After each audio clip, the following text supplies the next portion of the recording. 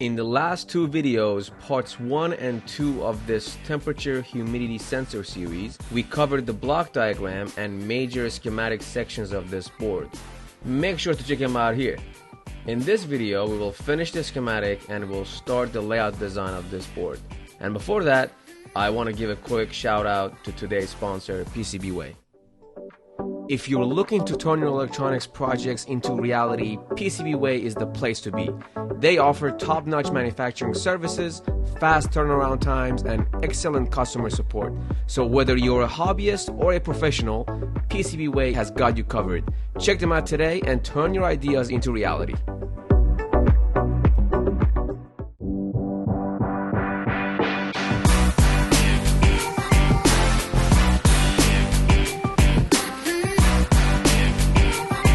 Now that we talked about the input, USB connector, all the filtering, the power conditioning and power filtering section of the board, as well as the main brain of the board, which is the STM32, now it's time to talk about the actual sensor. This sensor, as I said, it's from Silicon Labs. It's a 24-pin QFN. This chip also runs on 3.3, and it only runs on 3.3 actually. And we have some decoupling cap. This one was recommended by the chip manufacturer, so we're gonna follow the same recommended values for 100 nanofarads and 4.7 microfarads on VDD and C external pins. This chip measures plus or minus 4.5% relative humidity with 1% hysteresis. So it just means that it'll be able to give you enough accuracy for about 4.5% of relative humidity. So for example, if you're looking for finding relative humidity at 0.1%, this chip is not accurate enough. But for most cases, 4.5% should be good enough. And also they added this 1% hysteresis to make sure that they're not false triggering the humidity levels. And at the end, also I have some test points just for debugging and testing purposes. But that's about it. That's basically what the board looks like. From the schematic side, as I said, from the block diagram, we have the USB connector that powers the board and provides the main communication line. We have the LDO and power conditioning circuit to make sure that we get the clean power to rest of the circuit. We also have the main brain, which is STM32, and the sensor. So now that we talked about the schematic, let's jump into the layout.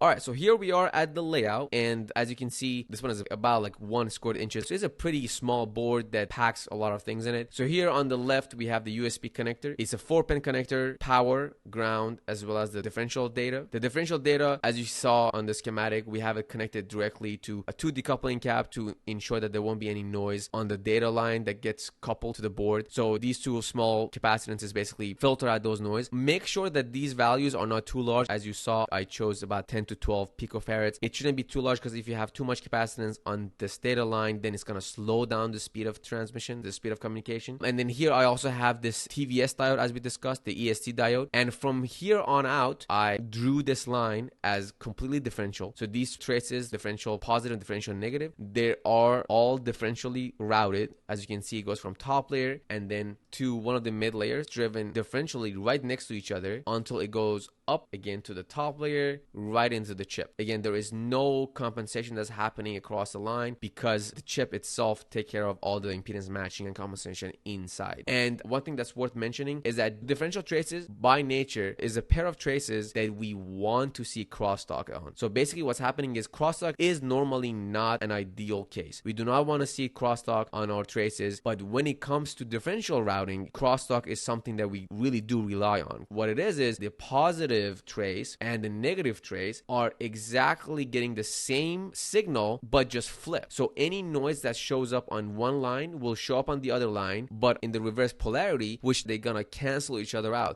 So now that we talked about the data line, we can talk about power. So the power is also get decoupled through this decoupling capacitor and then right through this EST diode. And then right after that, we basically feed it directly to this ferrite bead, as I said. And then the ferrite bead feeds it through this LDO and the 3.3 volt power comes out, which basically powers the entire board. There are multiple filter stages that exist from the power that enters the board through USB, decoupling caps, ferrite beads, EST diodes, LDO, and then to rest of the board. So the 3.3 volt should be pretty clean compared to the power that you get directly from the USB. So I have this whole 3.3 volt via that switches from top layer where the LDO was placed to one of the mid layers, and this 3.3 volt basically goes all over the board and powers all the chips Now that we talked about the 3.3 volt and powering the board, we could just take one of the examples here. This chip is our STM32, and this one is all the 3.3 volt decoupling caps that we discussed, and all the caps are placed right next to each other, close to the pins, with the shortest trace length to the chip. That's to ensure least amount of noise coupled to these traces. But as you can see, the 3.3 volt power is actually coming further away from the chip, and it gets filtered again before fitting through the chip. And I discussed this before. You always want to make sure that you have the larger capacitor, which usually equates to larger capacitance, to be further away from the chip. So you want the capacitor with the lowest capacitance closest to the pin, because the lower the capacitance, the more effective it is at filtering out higher frequency noise. So you want to make sure that not only you have large capacitance to filter out most of the noise, you have smaller capacitance right next to the pin to ensure that there are no high frequency noise and harmonics that can get through this chip. So this stage filters out all those high frequency noise, and it's very critical to make sure that they are placed right next to the chip. And the rest is pretty much straightforward. Same as I said, the larger capacitor further away, small capacitance closer to the pin. And one other thing that's worth mentioning about the crystal is that this crystal over here, this oscillator is over here, is a typical 4-pin crystal. I tried my best to make sure that the traces are short, because you don't want this oscillation to get altered from other noises that can be present on the board. And the longer these traces is, the more likely it is for this noise to get coupled along these two traces. As we discussed for those capacitors, same things for this capacitors on this sensor. As you can see, these are my decoupling caps, very close to the pin. Make sure that they're a short distance away from the pin to make sure that is very effective at filtering out all the noise. So now that we took care of all of this, one last thing I was going to talk about is actually the Stackup of this board. So as we discussed earlier, this board is tiny. It doesn't have any switching regulator on it, but we still like to follow the right practice for boards that deal with more sensitive devices, like in this case a USB. So I always recommend for those kind of boards, as well as the switching regulators that we discussed in last video, to use 4 layers. As you can see here, I'm using 4 layers as minimum number of layers, because we want to make sure that we have a layer underneath top layer which sets all the main components like the USB, all the filtering components, all the processing units like this MCU, the sensors, to be ground. So we want this layer underneath top layer to be always ground. If you have your ground layer so much further out from the top layer, which in a 2-layer board it's about 1.2 1.3 millimeter apart, you're more likely to create worse power integrity and signal integrity compared to the design of a 4-layer board, where the second ground layer, which is the main reference plane, it's closer to the top layer, which sits at around 0.2 millimeter. And it's important to have this reference ground to be closer to where all the differential routing is happening, like in this case on top layer, and also mid layer, right? Because the mid layer as well as top layer basically is sandwiching this reference plane, so it's creating a pretty tight and well compensated network. It's worth mentioning, when you have a differential pair, like in this case I have this USB, it's routed all across the board. Altium allows you to trace it as long as you set a differential pair net, and when you drop these markings